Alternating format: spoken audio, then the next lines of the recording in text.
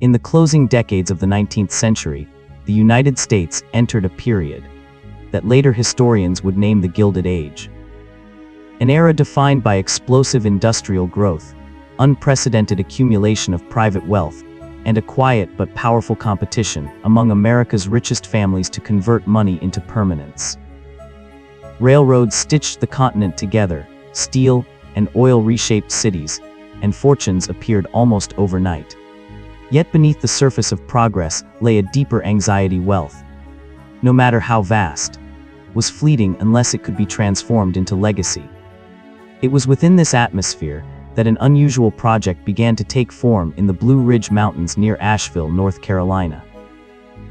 The landscape was remote, heavily forested, and far removed from the financial centers of New York and Boston.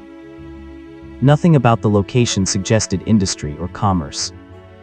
What would rise there was not a factory, not a corporate headquarters, and not a seat of political power.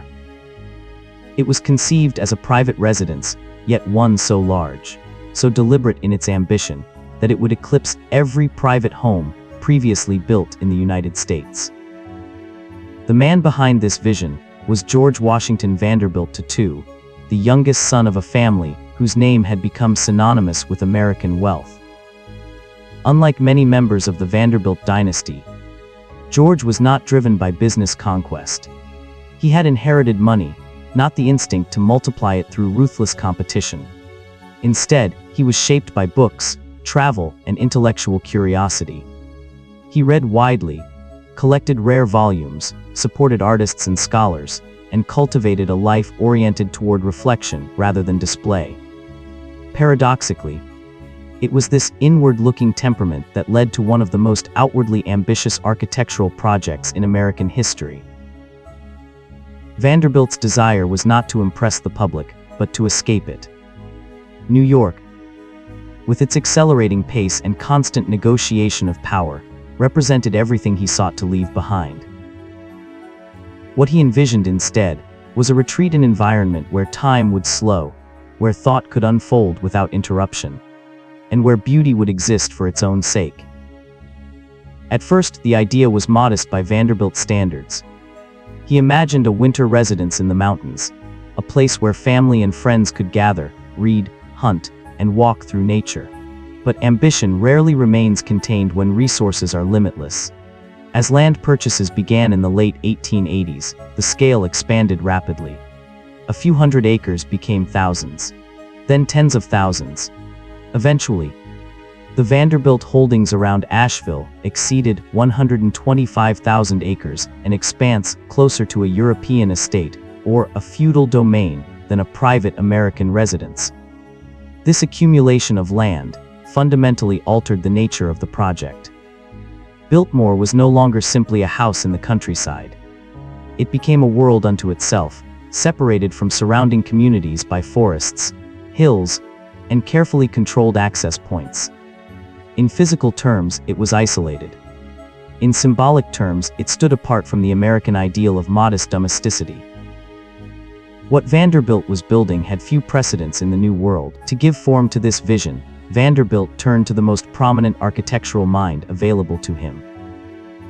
He chose Richard Morris Hunt, a figure already renowned for introducing European Beaux Arts principles to American elite architecture. Hunt understood that this commission was unlike any other. He was not being asked to design a fashionable mansion or an urban residence.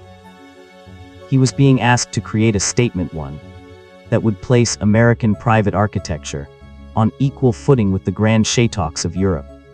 Hunt drew inspiration from the French Renaissance, particularly the estates of the Loire Valley. But Biltmore was not intended as a replica. It was conceived as an interpretation and adaptation of European grandeur to the American landscape. Towers, steeply pitched roofs, carved stone facades, and monumental interior spaces were combined into a structure that felt at once old world and technologically modern. Architecture alone, however, was not enough. Vanderbilt understood that the surrounding land would define the experience of the house as much as the stone walls themselves. For this task, he enlisted Frederick Law Olmsted. the landscape architect responsible for Central Park and numerous other transformative public spaces. Olmsted approached Biltmore not as a garden project, but as a complete environmental system. Roads were designed to reveal views gradually. Forests were managed rather than cleared.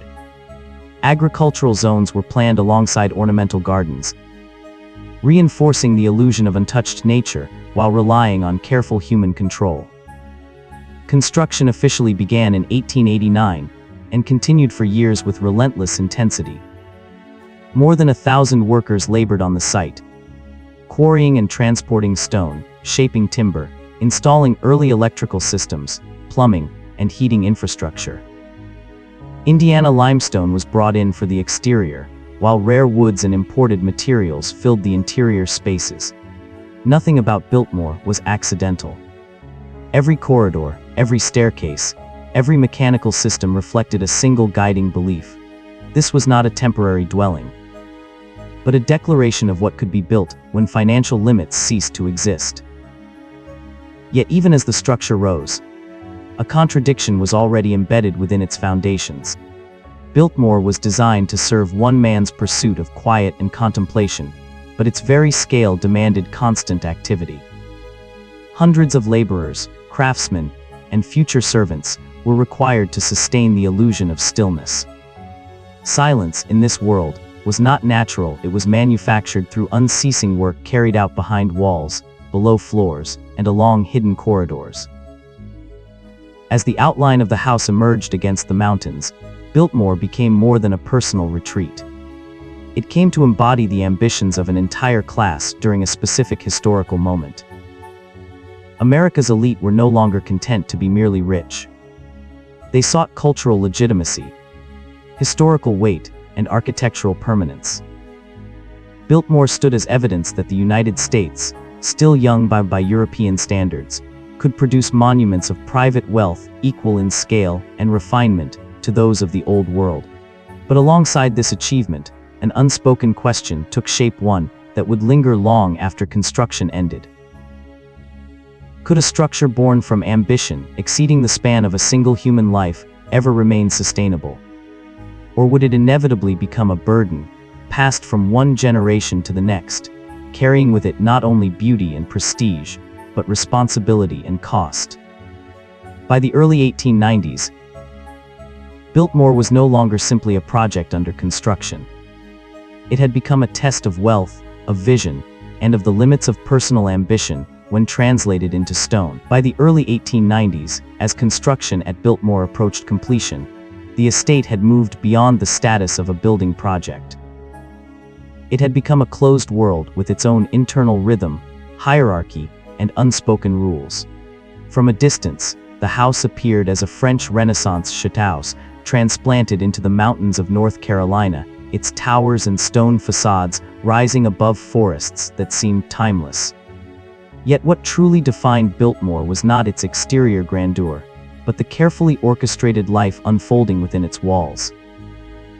George Washington Vanderbilt II did not design Biltmore as a stage for public admiration. He had little interest in political theater or social competition with other elites. Unlike many contemporaries who used their homes to host power brokers and demonstrate influence, Vanderbilt imagined something quieter and more insular.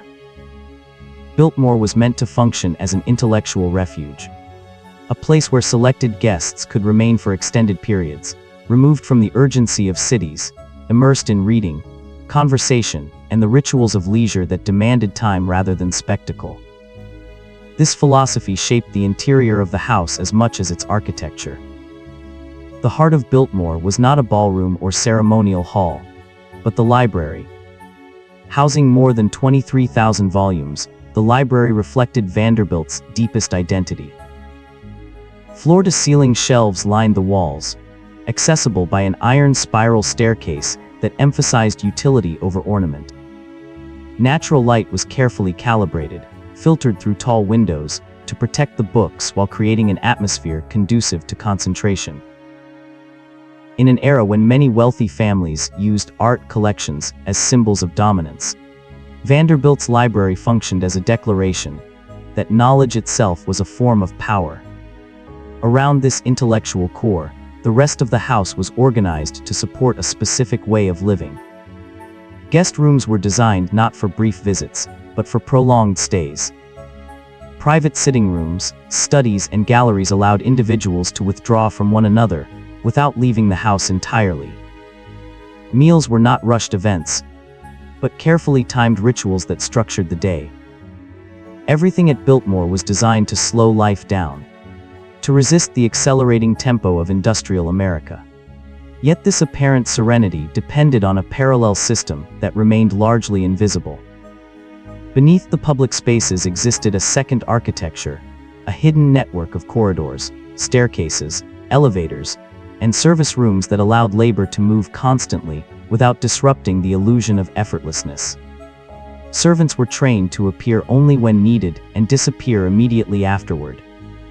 Their presence was essential, but their visibility was carefully controlled.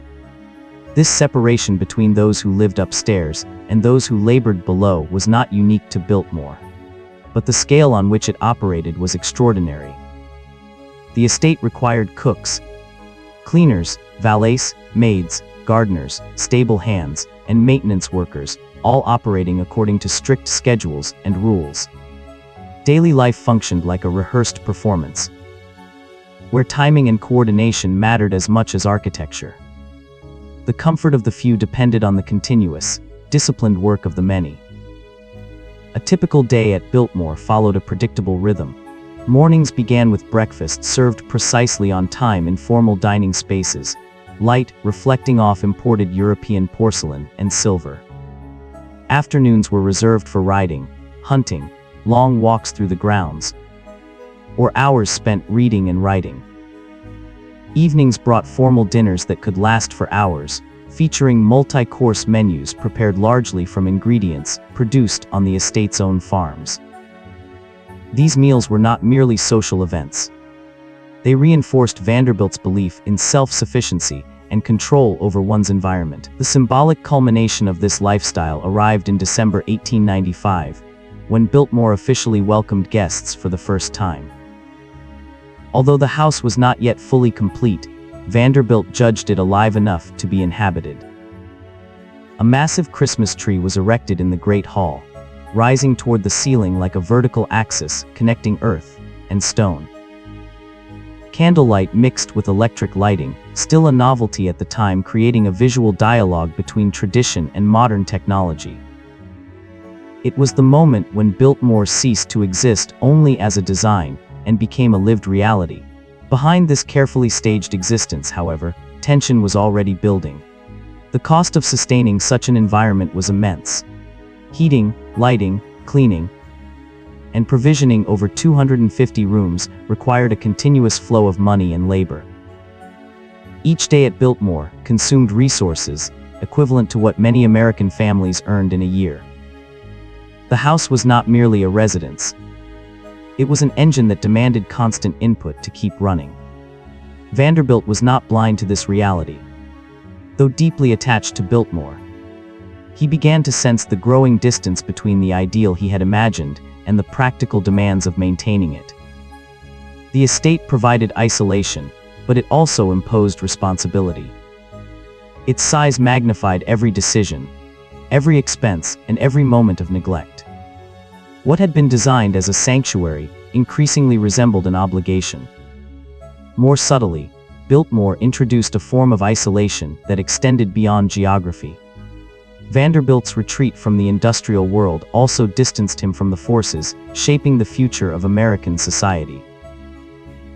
While the nation grappled with labor unrest, urban poverty, and political reform, life inside Biltmore unfolded according to a different logic, one insulated from urgency, yet dependent on the very economic structures it sought to escape.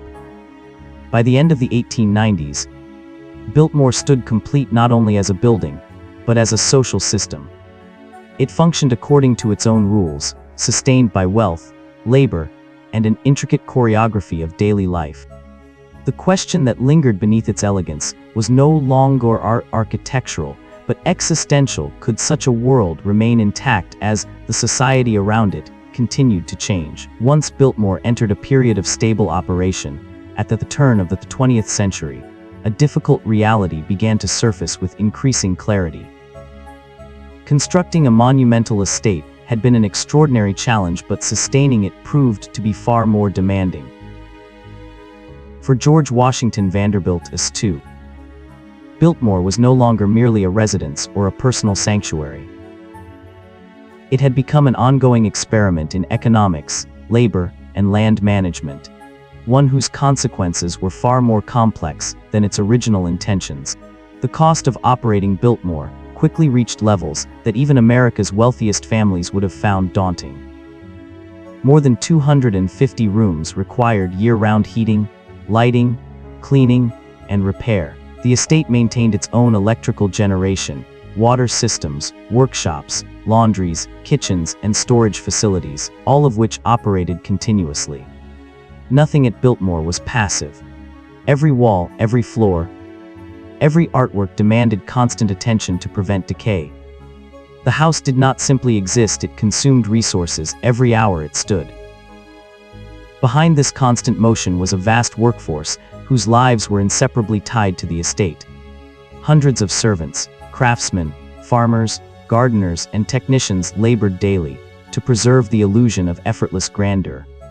These individuals rarely appeared in photographs or official descriptions, yet they formed the true structural support of Biltmore.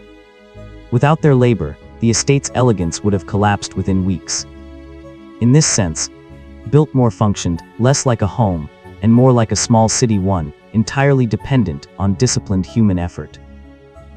Vanderbilt believed that careful land management could offset some of these costs. Influenced by progressive ideas in agriculture and forestry, he envisioned Biltmore as a largely self-sustaining environment. Under the guidance of experts, the estate implemented advanced farming techniques, experimented with crop rotation, and adopted early forms of sustainable forestry. Timber was managed for long-term regeneration rather than short-term profit, a practice rare in the United States at the time. In this regard, Biltmore stood apart from many contemporary estates. While industrial expansion across America stripped forests and exhausted land for immediate gain, Vanderbilt's property was carefully planned to endure. Fields, forests, and livestock operations were integrated into a single system, designed to support both the household and the surrounding environment. Biltmore was not only a display of wealth, it was an early attempt at responsible land stewardship on a massive scale. Yet even these forward-looking practices could not fully counterbalance the growing financial strain. The Vanderbilt fortune, though immense, was not immune to economic shifts. Wealth derived largely from railroads, and heavy industry fluctuated with market cycles, and the financial crises of the late 19th and early 20th centuries exposed the vulnerability of even the most powerful fortunes. Maintaining a private domain on the scale of Biltmore became increasingly burdensome. Compounding this pressure was the fact that George Vanderbilt himself had never been directly involved in managing the family's industrial empire.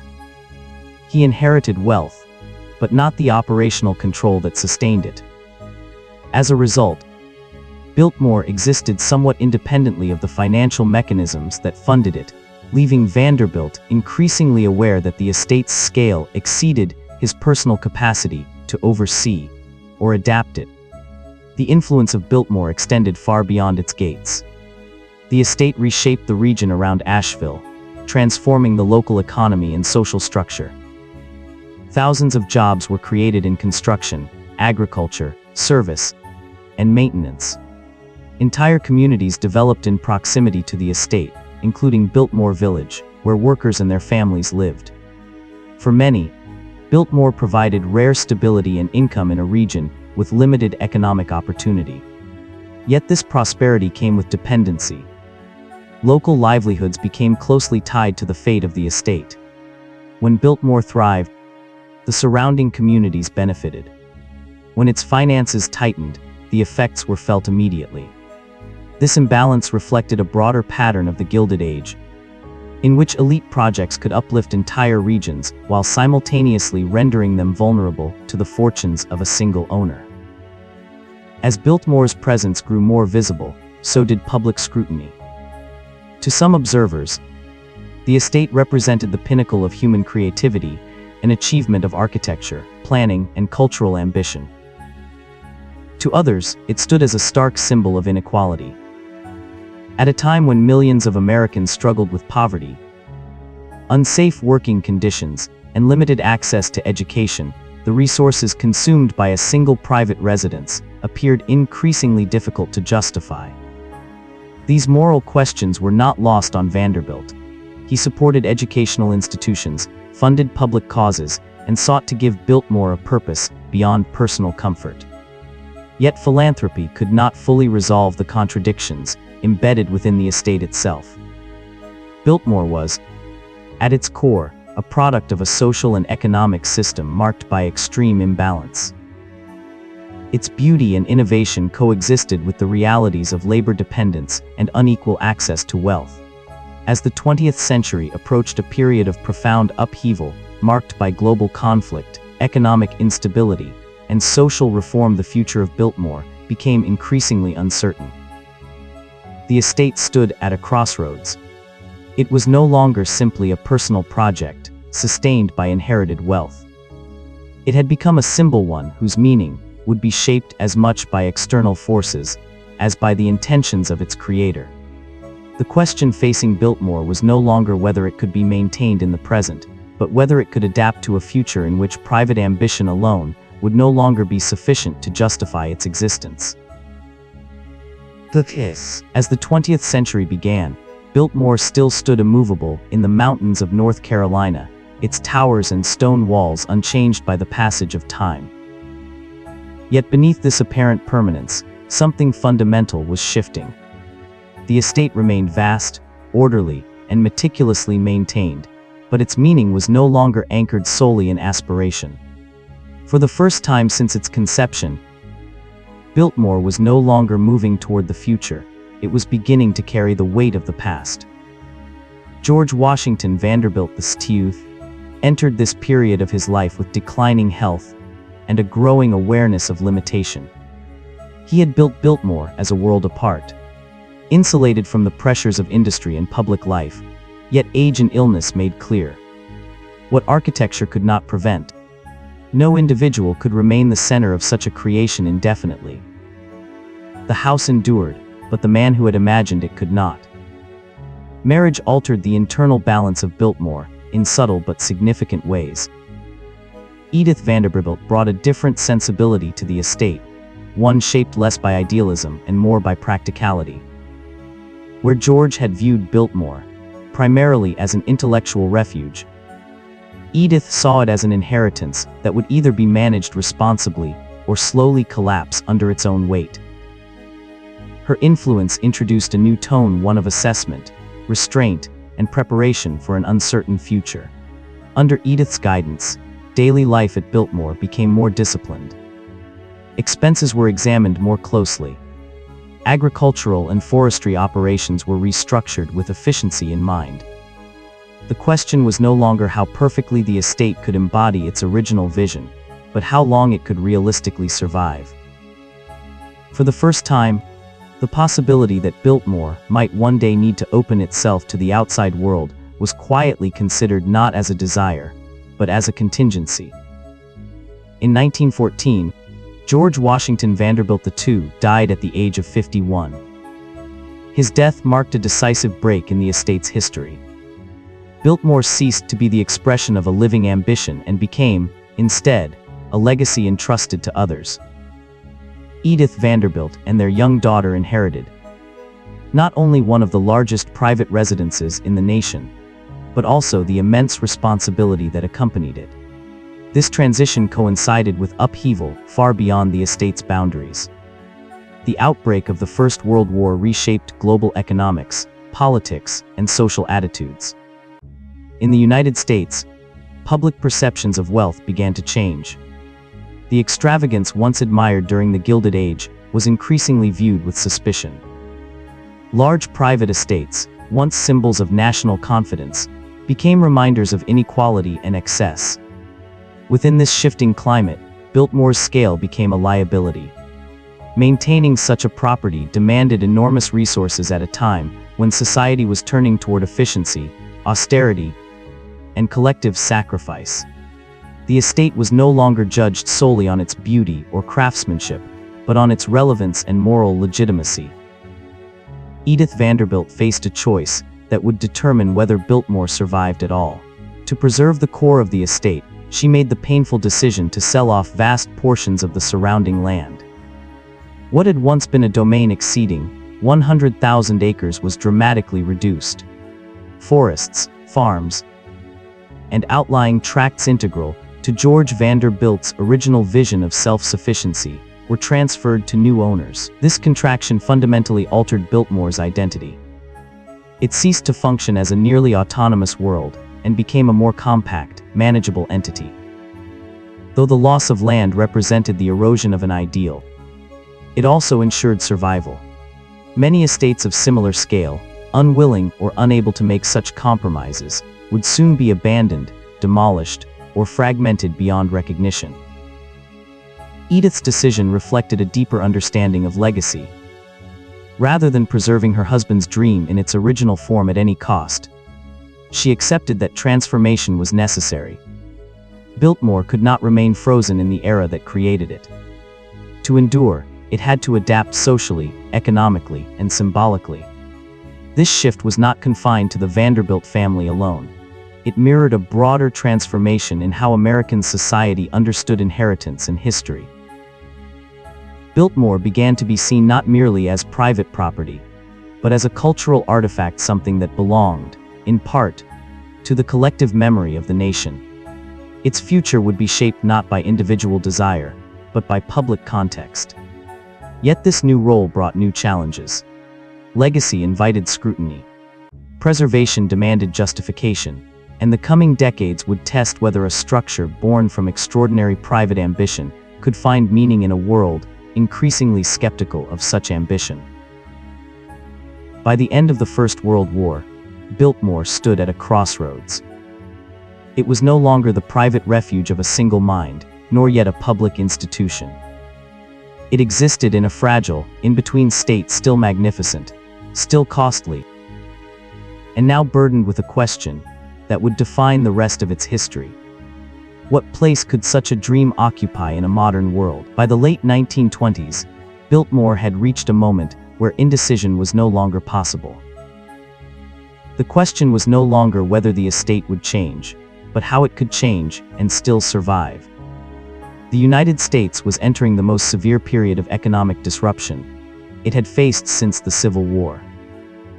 Financial markets were unstable, industrial output was slowing, and the social contract that had supported the excesses of the Gilded Age was beginning to fracture. For symbols of inherited wealth, the coming years would be unforgiving.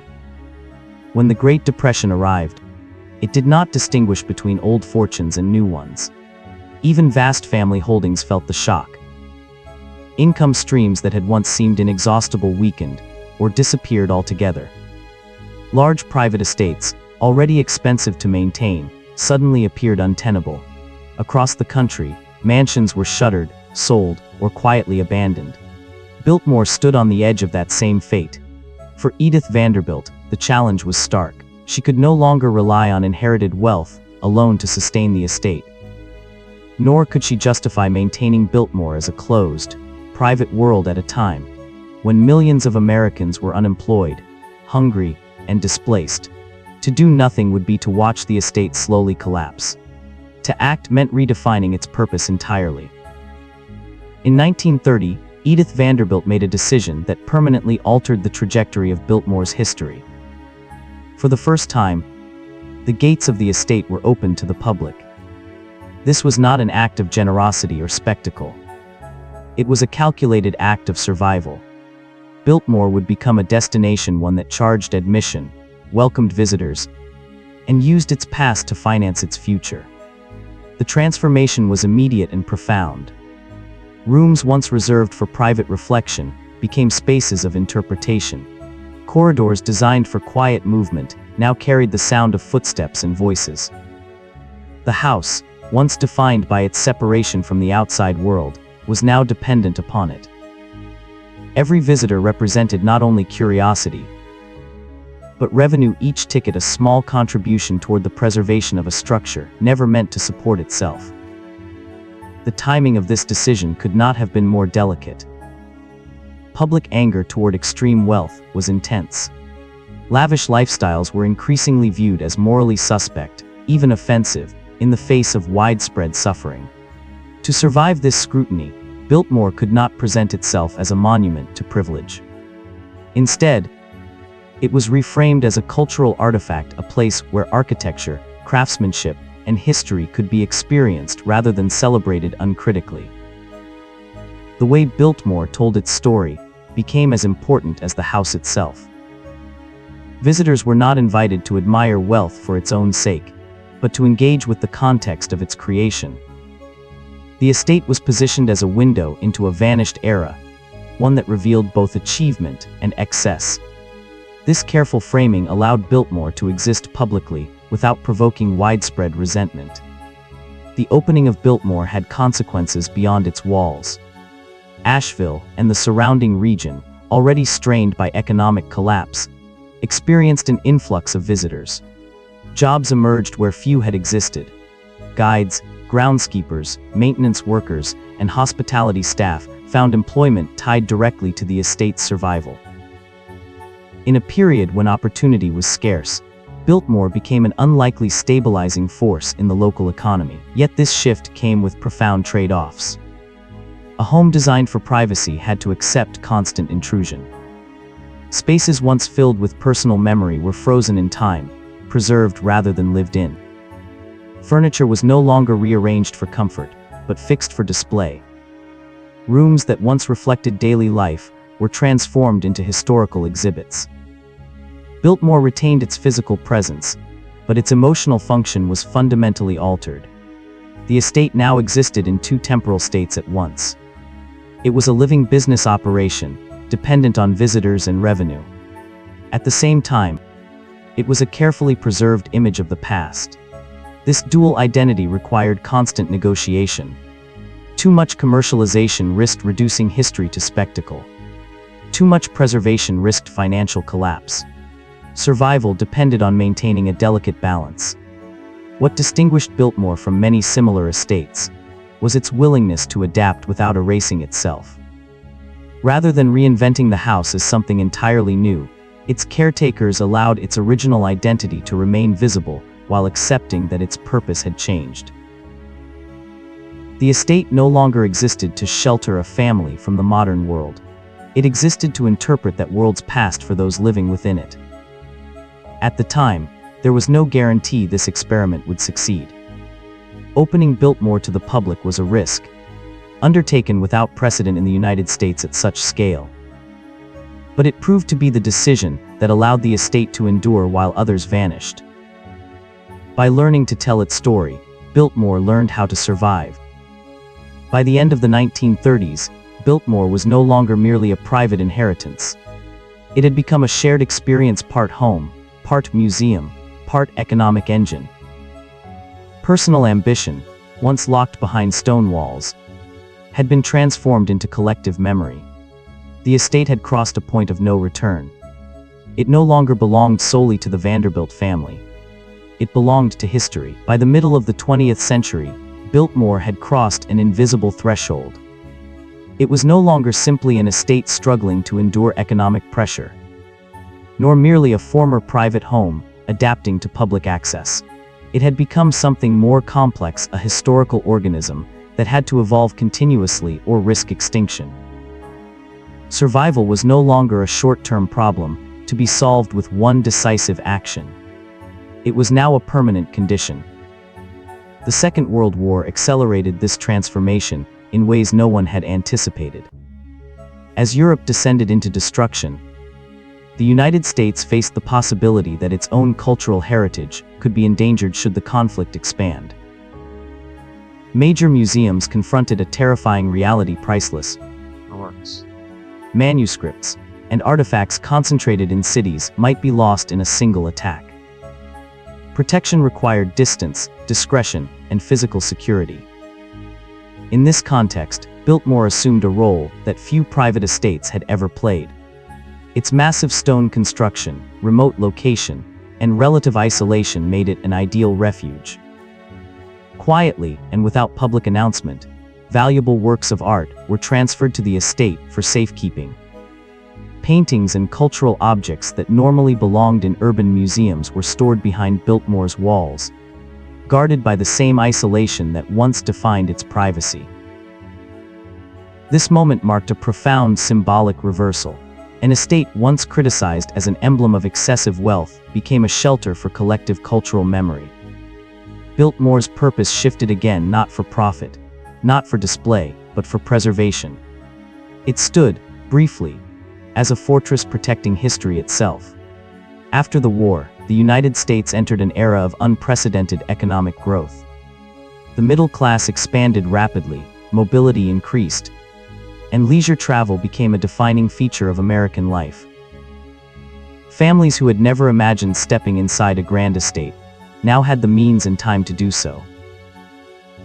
Tourism transformed from a luxury into a mass phenomenon. Biltmore found itself uniquely positioned for this new reality. It had already opened its doors. It already possessed a narrative that extended beyond private privilege. But opportunity brought risk. As visitor numbers increased, the danger of over-commercialization grew. The estate faced a delicate dilemma: how to welcome the public without dissolving into spectacle. The Vanderbilt descendants who now oversaw Biltmore understood the stakes. They rejected the idea of turning the estate into a theme attraction, or a romanticized fantasy of aristocratic life. Instead, they committed to a slower, more demanding path, one grounded in research, conservation, and historical integrity. Rooms were studied in detail, restored according to period documentation rather than aesthetic convenience. Furnishings were preserved not because they were luxurious, but because they told specific stories about labor, taste, and social hierarchy.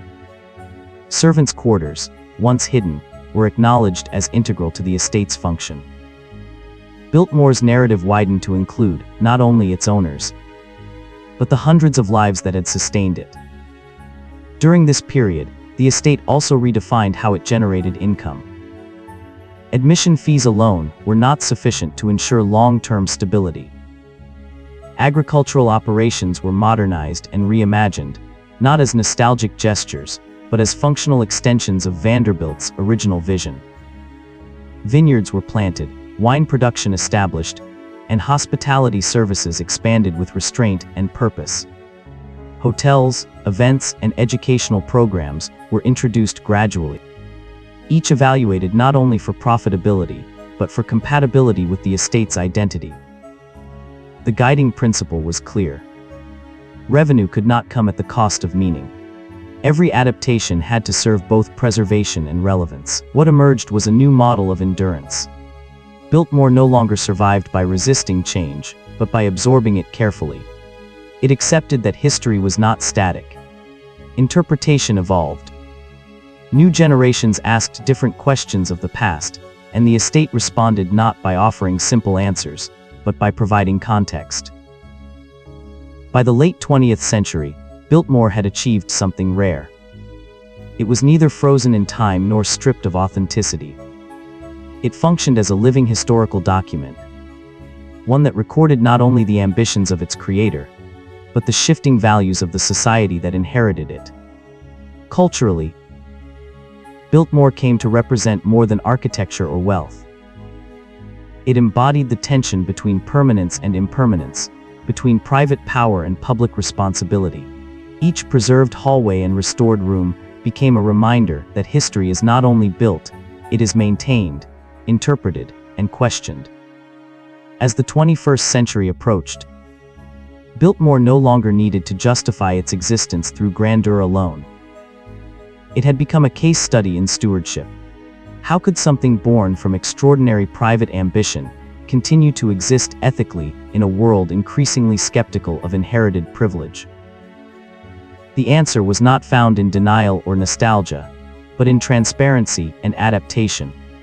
Biltmore survived because it allowed its story to grow more complicated rather than simpler. It acknowledged contradiction. It accepted scrutiny. And in doing so, it remained relevant. The estate now stood as a bridge between centuries, carrying the weight of its origins, while facing the expectations of a modern world that demanded more than beauty. When the full arc of Biltmore's history is viewed in retrospect, it is easy to be overwhelmed by scale alone. The size of the house, the precision of its stonework, the richness of its interiors, and the vastness of the land that once surrounded it all invite admiration.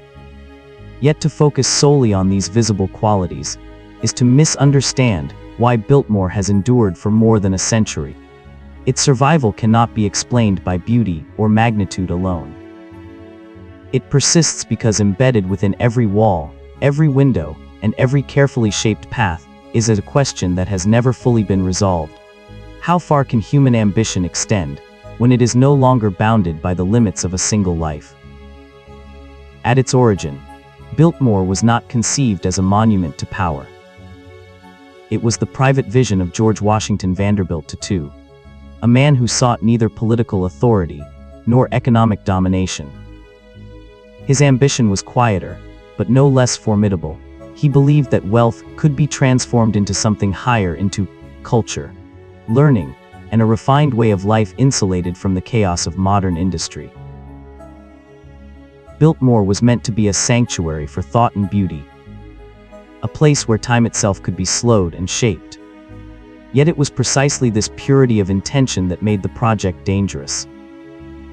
When ambition is not restrained by clear limits, it can exceed the capacity of any individual to sustain it. Vanderbilt built as though he were addressing the future directly, constructing a space meant to outlast him. But he did not live long enough to guide that future, or to determine how his creation would be understood once he was gone. His early death revealed a truth common to all monumental works. The creator may define a vision, but cannot dictate its fate. Once removed from personal control, Biltmore entered the broader currents of history.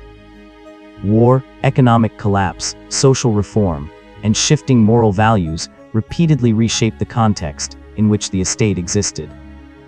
Each era imposed new demands, forcing the house to justify itself anew. What ultimately distinguished Biltmore from many other grand estates of the Gilded Age was not its ability to resist change, but its willingness to accept it. While countless mansions were abandoned, destroyed, or stripped of meaning, Biltmore survived by allowing its role to evolve. It opened itself to public scrutiny. It accepted reinterpretation. In doing so, it relinquished the privacy that had defined its earliest years, but gained a form of permanence that secrecy could never have ensured. Over time, Biltmore became more than a residence or even a historic site. It emerged as a mirror of modern American history. Within its walls are contained the aspirations of industrial wealth, the belief that money could purchase refinement and legacy. But equally present are the moments of reckoning, when society demanded accountability from its symbols of excess, and when survival required compromise rather than pride. Visitors who pass through the Great Hall today do not encounter a single narrative. They step into layers of memory. There is the memory of a builder, driven by an almost impossible ideal. There is the memory of generations who struggled to preserve the estate through periods of crisis and uncertainty. And there is the memory of a nation still grappling with the contradictions of its past between wealth and inequality, innovation and exploitation, ambition and responsibility. Biltmore offers no simple judgment on these contradictions. It does not instruct visitors on what to think. Instead, it stands as material evidence that history is rarely coherent or morally tidy. Its endurance is not an argument in favor of unchecked ambition, nor a condemnation of it. Rather, it is a reminder that ambition, once translated into physical form, creates obligations that extend far beyond the individual who first imagined it. The phrase "an ambition greater than a single lifetime" describes not only the scale of Biltmore, but the nature of legacy itself. Every great creation asks something of the future. It demands maintenance, interpretation, and sacrifice. The question is never whether a structure can survive, but who will bear the cost of that survival and why. In Biltmore's case, the answer has never been blind reverence. Its survival has depended on continuous dialogue between past and present. Each generation that inherits the estate must decide how to frame its meaning, what aspects to preserve, and which illusions to discard. The responsibility is not simply to protect stone and timber, but to confront the values that produced them. This may explain why Biltmore continues to occupy such a powerful place in the modern imagination. In a world increasingly driven by speed, efficiency, and short-term gain, it stands as an uncomfortable reminder that some projects are not built to yield quick returns.